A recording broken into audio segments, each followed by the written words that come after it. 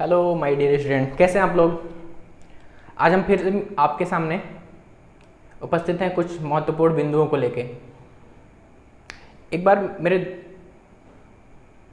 एक दोस्त ने पूछा, जब मैं छोटा था, पढ़ा करता था आप ही लोगों जैसे, आपसे भी छोटा था, तो मेरे दोस्त ने पूछा कि अरे यार ये बताओ कि जो बैटरी होती है वो फटती है तो इतना साउंड, इतना एनर्जी कहाँ से आती है उसमें। सही बात है, मैं उस टॉपिक को थोड़ा और इजी बनाना चाहता हूँ आपके लिए। अगर मेरे पास एक बैलून है, गुब्बारा है, उसमें मैंने एयर भर दिया, उसको पैक कर दिया, जो स्टूडेंट वो गुब्बारा कुछ देर बाद जब फटता है या फूटता है तो आप लोग देखे होंगे बहुत ज़्यादा साउंड क्रिएट करता है। एक्चुअली ये साउंड कहाँ से आया, इसके बारे में डिस्कस करेंगे। और आपने क्लास 11th में पढ़ा होगा, sound is a energy. Sound क्या है? एक प्रकार की ऊर्जा होती है।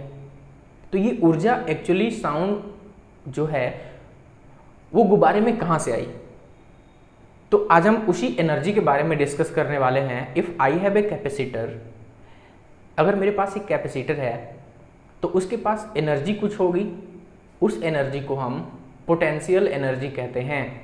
स्टूडेंट, पोजीशन के कारण जो एनर्जी आती है किसी ऑब्जेक्ट में, उस एनर्जी को हम पोटेंशियल एनर्जी कहते हैं। तो किसी कैपेसिटर की या किसी भी चार्जेबल कंडक्टर की कुछ एनर्जी होगी जिसे हम पोटेंशियल एनर्जी कहेंगे। और उस पोटेंशियल एनर्जी के लिए आज हम इस वीडियो में एक फार्मूला ड्राइव करने जा रहे हैं। तो बहुत ही बेहतरीन फार्मूला है, एग्जामिनेशन में पूछ सकता है। किसी आवेशित चालक के लिए आप स्थितिज ऊर्जा का सूत्र स्थापित कीजिए। तो बहुत ही इजी वे में आपको मैं यहाँ पे फार्मूला ड्राइव करने सिखा देता हूँ। स्टूडेंट, क्वेश्चन कैसे बनते हैं इस पर भी जरूर आप फोकस किया करिए। तो यहाँ पर क्वेश्चन बनेगा, एक छोटा सा न्यूमेरिकल दे सकता है या फिर यहाँ पर एक डेरिवेशन दे सकता है एग्जाम में। तो आइए देख लेते हैं कि किसी कंडक्टर की, जो चार्जेबल कंडक्टर है, चार्ज कंडक्टर है, उसकी पोटेंशियल एनर्जी कितनी होती है और कैसे निकाली जाती है। चलिए, तो आज हम फिर से वही टॉपिक लेके आए हैं, एक कंडक्टिविटी से रिलेटेड, जैसा कि मैंने आपको पिछले वीडियो में भी बताया था कि हम ये करने वाले हैं। तो मेरे पास टॉपिक क्या है, लिखा है आवेशित चालक की स्थितिज ऊर्जा, यानी अगर कोई चार्जेबल कंडक्टर है तो उसके पास कितनी पोटेंशियल एनर्जी आएगी। स्टूडेंट, बैटरी फटती है तो बहुत ज़्यादा एनर्जी निकलती है। साउंड, लाइट, ये दोनों एनर्जी का ही फॉर्म होती है। Sound is energy, light is also energy. तो ये दोनों एनर्जी कहाँ से आती है? वो एनर्जी यहीं से आती है स्टूडेंट, पोटेंशियल एनर्जी। गुब्बारा फटेगा, तेज आवाज़ आएगी, वो आवाज़ कहाँ से आई, वो एनर्जी कहाँ से आई? बिकॉज गुब्बारे में ऑलरेडी एक एनर्जी एग्जिस्ट करती है, उस पोटेंशियल एनर्जी, उसके पोजीशन के कारण। छोटा गुब्बारा फुलाएंगे, कम एनर्जी है, बड़ा गुब्बारा फुला देंगे, एनर्जी बढ़ जाएगी, और बढ़ेगी तो पोजीशन उसका बढ़ रहा है, बदल रहा है, तो एनर्जी भी बदलेगी।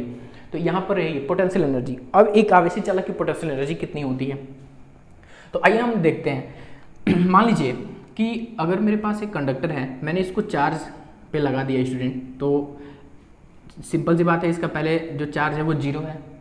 अब मैंने इसको चार्ज देना शुरू किया, तो सपोज मैंने बहुत पहले चार्ज दिया, छोटा सा चार्ज, छोटे से चार्ज को डी क्यू यानी डेल्टा क्यू से हम रिप्रेजेंट करते हैं। डी इज स्मॉल क्वांटिटी, जैसा कि आप 11th में भी पढ़ चुके होंगे। आप 12 के स्टूडेंट हैं, इसलिए मैं थोड़ा सा इसको कैलकुलस मेथड से बताने की कोशिश कर रहा हूँ।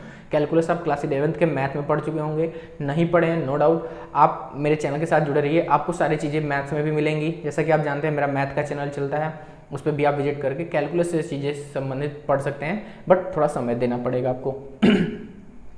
तो मैंने मान लीजिए इस कैपेसिटर को थोड़ा सा चार्ज दिया डी क्यू, और उसके कारण एक वोल्टेज क्रिएट हो गया। और ऐसे करते करते मैंने उस कंडक्टर का इनिशियल चार्ज मान लीजिए पहले चार्ज कर दिया क्यू डैश तक। उसकी पूरी लिमिट तो मान लीजिए कैपिटल क्यू है, मतलब उसको हम इतना चार्ज कर सकते हैं, 100 कूलाम तक उसको चार्ज दे सकते हैं। बट पहले तो स्टार्ट करेंगे तो पहले 0 होगा, स्टार्ट करेंगे तो बढ़ेगा, 1 कूलाम, 2 कूलाम, ऐसे धीरे धीरे क्वांटिटी क्या होती जाएगी, बढ़ती जाएगी। तो मान लीजिए मैंने 30 कूलाम पे लाके उसको रोक दिया, यानी क्यू डैश पे रोक दिया। अभी मुझे कितना चार्ज कर सकते हैं, हम उसको क्यू तक चार्ज कर सकते हैं। ओके, तो यहाँ पर मैंने छोटे से पार्ट को देना चालू किया था, 1-1 कूलाम करके, बट मैंने कहाँ तक ले आकर रोक दिया, क्यू डैश तक। अब क्यू डैश तक ला के रोकेंगे तो जैसा कि मैंने आपको पहले वीडियो में बताया था कि चार्ज बढ़ेगा तो पोटेंशियल भी स्टूडेंट बढ़ता है। ये मैंने बात बताई थी। तो सपोज क्यू डैश तक चार्ज करने पर उसका जो पोटेंशियल हो गया वो भी हो गया, वी डैश हो गया। क्यू डैश के कारण चार्ज की पोटेंशियल कितनी हो गई, वी डैश हो गई। तो वी डैश पोटेंशियल हो गया और क्यू डैश चार्ज हो गया। यहाँ पे लिख सकते हैं इनिशियल प्रारंभिक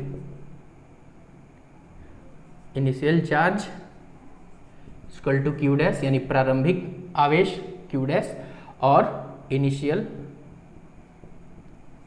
वोल्टेज ड्यू टू चार्ज, यानी चार्ज के कारण वोल्टेज जो क्रिएट हो गया वो वी डैश हो गया। यहाँ पर आपको कोई प्रॉब्लम नहीं होनी चाहिए। तो हमने एक फार्मूला और भी डिराइव कराया था स्टूडेंट वर्क का, W equal to Q into V. I think आपको याद होगा ये फार्मूला कहाँ से आया, तो इसमें भी थोड़ा सा हम डिस्कस कर देते हैं। कोई भी चीज़ आपको यहाँ पे नई नहीं लगेगी। अगर आप मेरे चैनल पे नए हैं तो डोंट वरी, आप पीछे की वीडियोस देख लिया करिए या फिर आप आइए यहाँ पर भी देख लीजिए। वोल्टेज का मैंने वहाँ फार्मूला लिखवाया था स्टूडेंट कि वोल्टेज जो होता है किसी चार्ज को एक अनंत से एक निश्चित पॉइंट तक लाने में किया गया कार्य होता है, अर्थात V equal to W upon Q. तो W इक्वल टू कितना हो जाएगा, Q इंटू V। अब देखते हैं आगे। तो यहाँ पर हम वही वोल्टेज के लिए फार्मूला वर्क के लिए फार्मूला डिराइव करेंगे। क्योंकि मैं ये भी आपको बता चुका हूँ कि वर्क ही एनर्जी का फॉर्म होता है। जूल ने बताया था कि कार्य को हम ऊर्जा में बदल सकते हैं, ऊर्जा को कार्य में। तो W equal to Q into V, ये हम फार्मूला यूज कर लेंगे, where W is a work, Q is charge and V is potential. तो छोटे से चार्ज के लिए स्टूडेंट मैंने चार्ज कहाँ से देना चालू किया था, DQ से। छोटा सा चार्ज देना चालू किया था, DQ लिख सकते हैं। तो छोटा सा वर्क भी करना पड़ेगा, DW लिख सकते हैं। और ये हो गया V, इस Q तक लाने में जो वोल्टेज देना पड़ा।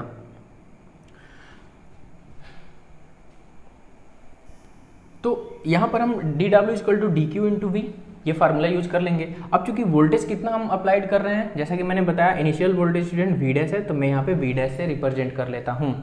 अब जैसा कि आप जानते हैं कि छोटा छोटा चार्ज अगर हम उस कैपेसिटर को देंगे तो एक बढ़ के बड़ा चार्ज होगा Q डैश तक। तो उस समय हम इसको इंटीग्रेट करते हैं, समाकलन करते हैं, integrating on both side, integrating on both side, यानी दोनों पक्षों का हम समाकलन कर देंगे। तो क्या हो जाएगा student, DW equal to integration of DQ V dash.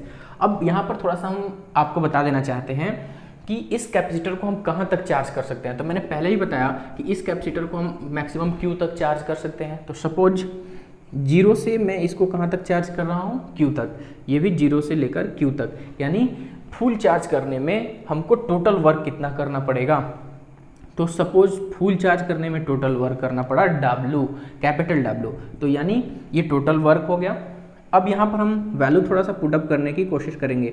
तो DQ इंटू, यहाँ पर स्टूडेंट आप देख रहे हैं कि जो वोल्टेज है, वोल्टेज का यहाँ पे हम फार्मूला आपको ऑलरेडी पढ़ा चुके हैं, C equal to Q upon V। ये फार्मूला आपको पता होगा। This simplify V equal to, यहाँ पर मैं लिख दे रहा हूँ, V equal to Q upon कितना हो जाएगा, C। अर्थात हम V डैश की जगह पर स्टूडेंट यूज कर सकते हैं Q डैश। और ये पूरे चार्ज, ये जो कंडक्टर आप देख रहे हैं इसकी कैपेसिटी को मैंने C से रिप्रेजेंट कर लिया। यहाँ पर लिख देते हैं लेट कैपेसिटी जो है, कैपेसिटी ऑफ कंडक्टर, ये आपको पहले से दी जाएगी, इसको मैंने किससे रिप्रेजेंट कर लिया है, C से। तो W equal to 0 to Q charge करने पर ये चार्ज जो ऑलरेडी मैं उसको दे रहा हूँ छोटा छोटा, इंटू V डैश की जगह पर मैंने यूज कर लिया Q डैश अपॉन C। और इसका इंटीग्रल करेंगे। इंटीग्रल कैसे किया जाता है, तो इंटीग्रेशन आई होप आप 11th में तो नहीं समझे होंगे, बट 12 में मैथ में जरूर समझेंगे। ये जिसके सापेक्ष हम समाकलन कर रहे हैं उस टर्म को छोड़ेंगे और बाकी टर्म एज ए कांस्टेंट हम बाहर कर लेंगे। तो 1 upon C is a constant. यहाँ पर हम चार्ज ले लेंगे 0 से Q तक, और बचा क्या स्टूडेंट, Q डैश, और किसके सापेक्ष कर रहे हैं, आवेश के सापेक्ष। यहाँ पर हम समाकलन करेंगे। तो समाकलन करने का फार्मूला 1 अपॉन C इंटू, ये इंटीग्रेशन इसका करेंगे तो ये हो जाएगा Q डैश स्क्वायर अपॉन 2, और इसका समाकलन करना है 0 से लेकर Q तक। अब आगे बढ़ते हैं। तो W इक्वल टू ये हो जाएगा 1 upon C into, Q dash की जगह पर Q रखेंगे तो Q स्क्वायर अपॉन 2, और माइनस 0 रखेंगे Q की जगह पर तो 0 अपॉन 2, और इसको सॉल्व कर लेंगे। तो W equal to 1 upon C into Q square upon 2। थोड़ा सा इसको अरेंज कर दें स्टूडेंट। तो W equal to Q square upon 2C, it is the required result for work done, यानी इस कैपेसिटर को टोटल चार्ज करने के लिए हमको जो वर्क करना पड़ेगा वो W=Q²/2C, इतना जूल एनर्जी उसको देनी पड़ेगी। बट हमको निकालना है पोटेंशियल एनर्जी, और पोटेंशियल एनर्जी को तो हम U से डिनोट करते हैं। तो यहाँ पर हम पोटेंशियल एनर्जी का कुछ फॉर्म देखेंगे। तो जैसा कि आप जानते हैं कि अगर हम वर्क करते हैं तो वही वर्क किसी भी कंडक्टर में एज ए एनर्जी एज्यूम हो जाता है, कन्वर्ट हो जाता है। तो W को हम कन्वर्ट कर देंगे U में, it means this W is also called potential energy. तो ये हो जाएगा 1/2 into Q²/C। It is the formula for potential energy of a capacitor. तो किसी कैपेसिटर की जो पोटेंशियल एनर्जी होती है वो इसी फार्मूले से दी जाएगी। आई थिंक आप समझ गए होंगे। अब इस फार्मूले को थोड़ा सा हम चेंज कर सकते हैं। जैसे अगर हम इस C के जगह पर वैल्यू हटा के कुछ दूसरा रखना चाहते हैं तो स्टूडेंट देख रहे हैं C=Q/V, हम यहाँ पे पुटअप कर सकते हैं। तो now we will put U=1/2 into Q², ऐसे छोड़ देते हैं। C की जगह पर हम कितना यूज़ कर सकते हैं, तो Q/V। तो Q/V, एक Q से यहाँ पे एक Q कैंसिल हो जाएगा, तो U=1/2 Q इंटू V। ये नया एक फार्मूला हम डिराइव कर चुके हैं पोटेंशियल एनर्जी का। तो ऐसे करके आप नो डाउट आप Q के जगह पर वैल्यू पुट कर सकते हैं V इंटू C, तो एक नया रिजल्ट आपको मिल जाएगा। चलिए वो भी देख लेते हैं। तो अगेन एक बार फिर से हम वैल्यू चेंज करना चाहते हैं एनर्जी का। तो U=1/2 Q के जगह पर स्टूडेंट हम लिख सकते हैं C इंटू V। तो हम क्या लिखेंगे, CV का स्क्वायर अपॉन C, एक C से एक C कट जाएगा तो U का एक नया फार्मूला मिल जाएगा 1/2 C से एक C कटाएंगे तो C और V का स्क्वायर। तो ये एक नया एनर्जी का फार्मूला आपको मिला U=1/2 CV²। आई थिंक आपको समझ में आ रहा होगा। तो ऐसे हम पोटेंशियल एनर्जी को फाइंड कर सकते हैं। मैं जानता हूँ प्रॉब्लम कहाँ पे आपको क्रिएट प्रॉब्लम कहाँ होती होगी। तो नो डाउट स्टूडेंट, अगर आपको इंटीग्रेशन नहीं आता है, यकीन मानिए integration is a very simple topic for maths student, but for BIOS student तो बायो के स्टूडेंट के लिए थोड़ा सा प्रॉब्लम क्रिएट करती है, बिकॉज बायो में तो इंटीग्रेशन पढ़ना नहीं है। बट नो डाउट आपको मैं फिर से समझाने की कोशिश करता हूँ। अगर आपको यहाँ पर इंटीग्रेशन करना नहीं आता है तो स्टूडेंट अगर हम x का इंटीग्रेशन करते हैं, ये फार्मूला याद रखिएगा, यहाँ पर पावर कितनी है, x का 1 है। तो x का इंटीग्रेशन जो होता है, अगर हम n पावर लेते हैं, कोई भी पावर लेते हैं तो पावर में एक जोड़ देते हैं और जितना पावर रहता है उसको फिर से नीचे लिख देते हैं। इट मीन्स अगर यहाँ पर Q' इसका पावर कितना है, 1 है, तो 1 में 1 जोड़ेंगे तो Q' का पावर 2 हो जाएगा। अब अपॉन कितना हो जाएगा, 2। तो इस फार्मूले से हम इंटीग्रेशन कर सकते हैं। बाकी सब कुछ वेरी सिंपल। आई थिंक आपको ये डेरिवेशन समझ में आया होगा। तो किसी आवेशित चालक की स्थिति ऊर्जा आप इन तीनों फार्मूले से फाइंड कर सकते हैं। इससे रिलेटेड न्यूमेरिकल्स भी कर सकते हैं। अगर आपको कोई न्यूमेरिकल डाउट करते हो तो मेरे व्हाट्सअप में मैंने नंबर दिया है आपको, व्हाट्सअप पे भेज के और अपने न्यूमेरिकल्स प्रॉब्लम को दूर कर सकते हैं। आई थिंक आपको ये वीडियो समझ में आया होगा। अगर समझ में आया तो लाइक करते चले जाइएगा और अपने दोस्तों तक शेयर भी कर दीजिएगा। मिलते हैं अगले वीडियो में, तब तक के लिए